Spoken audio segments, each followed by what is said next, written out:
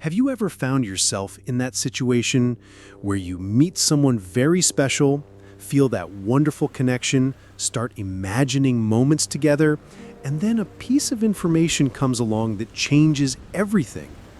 He has young children, or she has a 6-year-old daughter. And then, right in the middle of that excitement, a doubt hits you.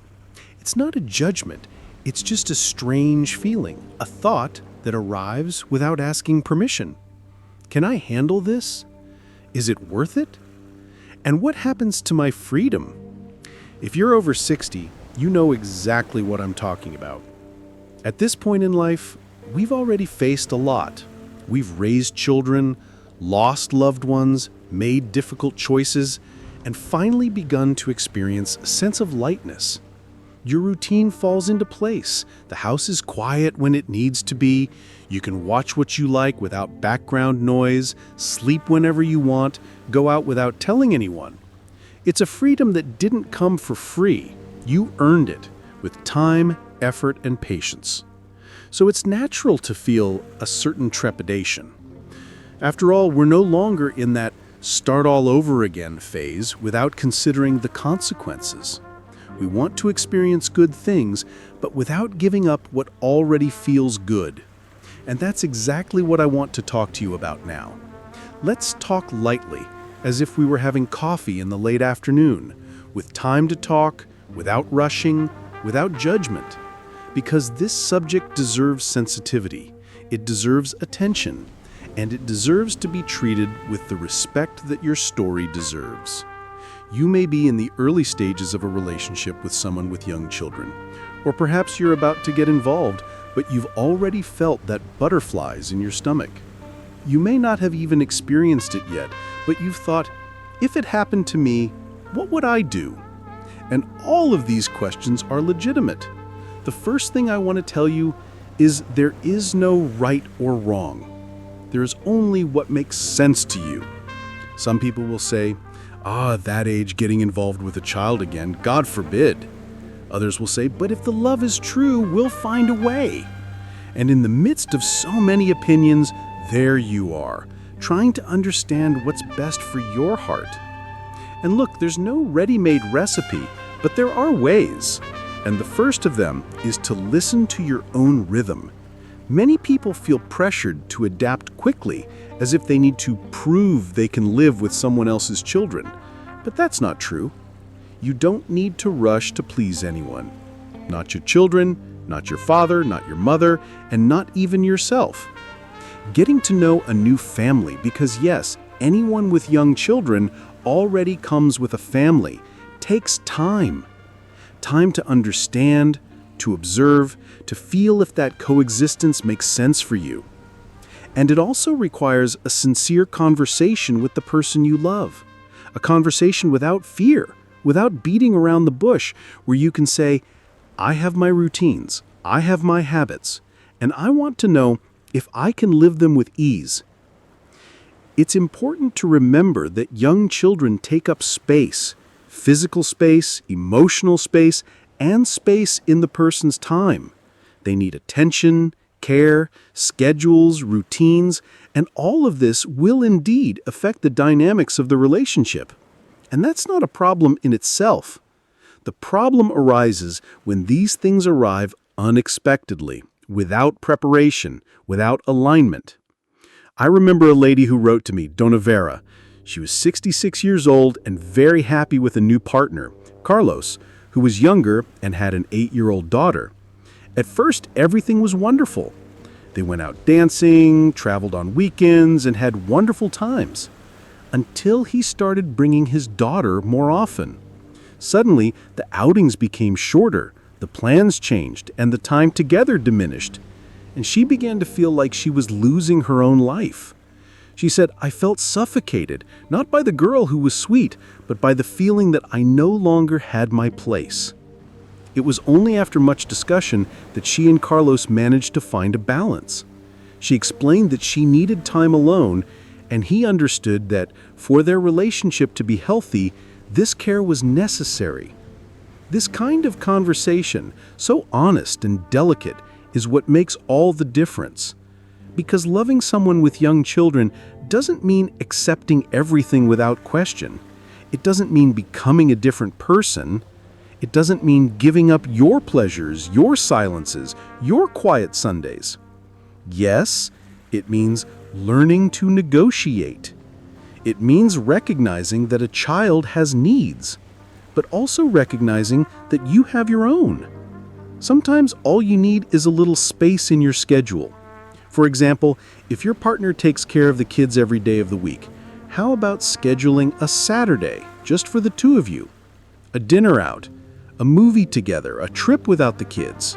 It's not selfish. It's vital to your relationship. And of course, you don't have to take on the role of parent. You don't have to participate in education, nor be responsible for baths, homework, or scolding, unless it comes naturally and you want it to. But it's not mandatory. Children need security, but what they want most is someone who respects their space and doesn't try to take their place. And when you put yourself out there gently, truthfully, saying, "I'm here, not to give orders, but to live well together," they notice. I've heard so many beautiful stories of people who gradually grew closer. It started with just a shy hi, then a conversation in the living room, then a walk in the park, and suddenly they were building a bond without even realizing it. But it all started with respect, with the awareness that freedom isn't lost, it adapts.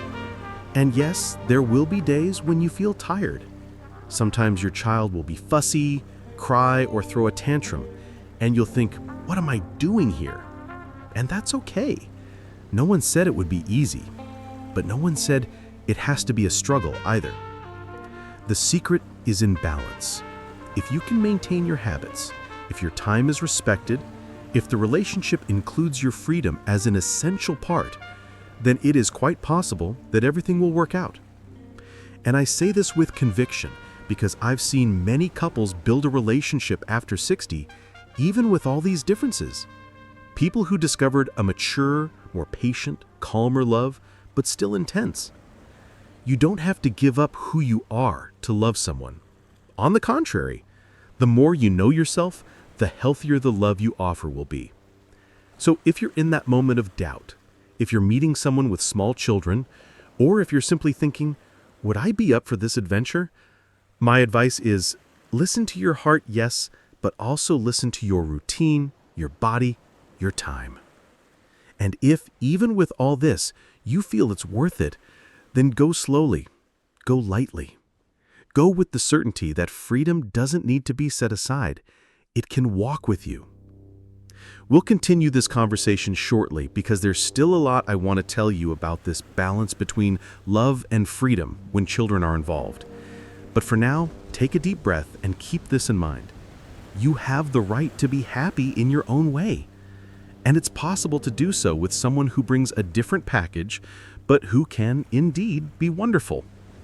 It's funny how life after 60 teaches us that nothing needs to be rushed, that everything can be experienced slowly, calmly, like a good cup of tea enjoyed little by little.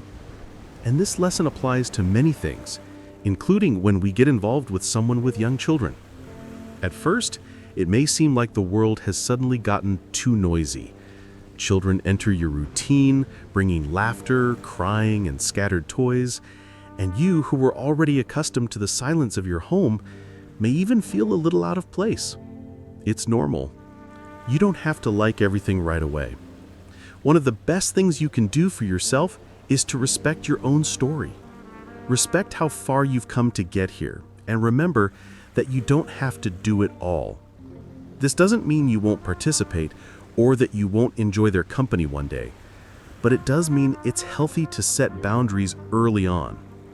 Many people think that to please their partner, they need to immerse themselves in their child's routine, that they need to give up everything they enjoy to tag along on the playground, with homework, and at children's birthday parties. Of course, if you want, you can do all of these things, but not because you feel obligated. When we love someone, it's beautiful to want to be a part of their life, but that doesn't mean erasing yourself. You've already built so much to have the freedom you have today. that freedom doesn't have to end just because love arrives. In fact, it is precisely because you have this experience, this calm way of living life, that you can teach the person you are with to balance everything too. I remember a gentleman I once met at a dance. His name was Francisco. He was an elegant man, already in his 70s, who was in a relationship with a woman with 2 very young boys. And I asked him, "How do you manage to not lose your peace amidst so much energy?" He smiled and replied, "I just don't forget about myself. I make a point of keeping my Sunday fishing, my Truco game with friends, my nap after lunch. They know I love them, but they also know that I am me." And that's exactly what makes a mature relationship work. You can love someone without forgetting to love yourself. Another important point is not to take it personally when your child doesn't like you right away. Young children are still learning to manage their emotions, often feeling jealous and sometimes afraid you'll take the place of the parent who's no longer with them. Sometimes they'll throw tantrums when you show up, ignore you, and say hurtful things. But that doesn't mean you're not welcome. It just means you're new to her. Children like routine. They like to feel safe. And over time, believe me, they're often the ones who end up coming to you and winning you over with an unexpected hug, a poorly drawn but affectionate drawing. And for this to happen, you don't need to force anything. Don't try to be the hero. Don't try to buy affection. Don't try to compete with your biological parent. Just be kind, be present when invited, and don't overly invade space that isn't yours. Over time, your child will realize that you're a good person to whom they care, and that's often enough. And another thing, don't neglect your romance. Yes, children will take up time and steal some of your attention, but a couple needs time alone to strengthen themselves. It could be an occasional dinner out, a movie holding hands on the couch after the kids are asleep, a walk together.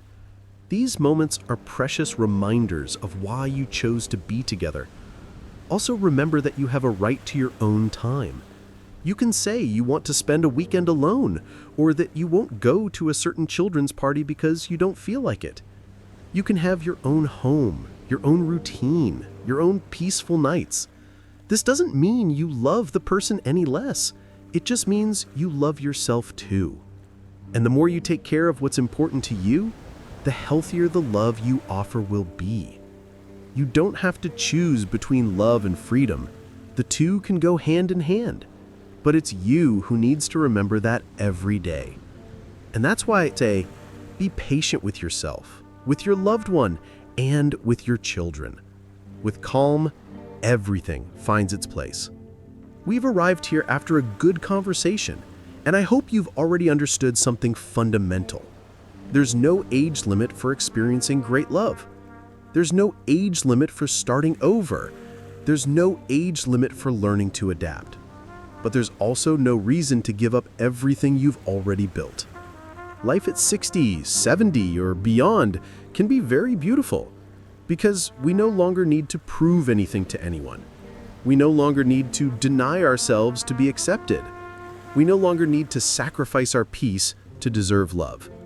So, if you've decided to be in a relationship with someone who has young children, know that you deserve respect, you deserve to have your space guaranteed, and you deserve to be happy exactly the way you want. One of the most beautiful things I've ever seen was a couple who, despite all their differences, found balance. He, at 62, was a serene, organized man who loved his quiet routine. She, at 55, a woman full of life with an energetic 7-year-old son. At first, he was afraid of losing his peace. She was afraid he wouldn't accept her son. But they talked. She explained that the boy would always be a priority, but that she also wanted to cultivate a relationship just the two of them. And he explained that he needed time to adjust, that he didn't want to be responsible for the child, but that he would be there as a companion. And little by little, they found a way, respecting boundaries, planning moments just for the two of them, and slowly bonding with the boy. And today, they live a beautiful relationship, without suffocating each other, without unrealistic expectations. That's what I wish for you.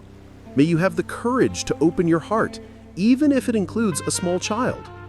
But may you also have the strength to protect what makes you happy, to not give up your freedom for fear of losing someone. Freedom is not the opposite of love. It is the foundation of healthy love. And one more thing, don't expect perfection. Don't expect your child to adore you right away. Don't expect to be the ideal partner at all times. You just need to be human, honest, and respectful. You don't have to take on the role of a parent. You don't have to participate in everything. You don't have to change who you are. And if you feel that it is still worth it, then live this love with lightness.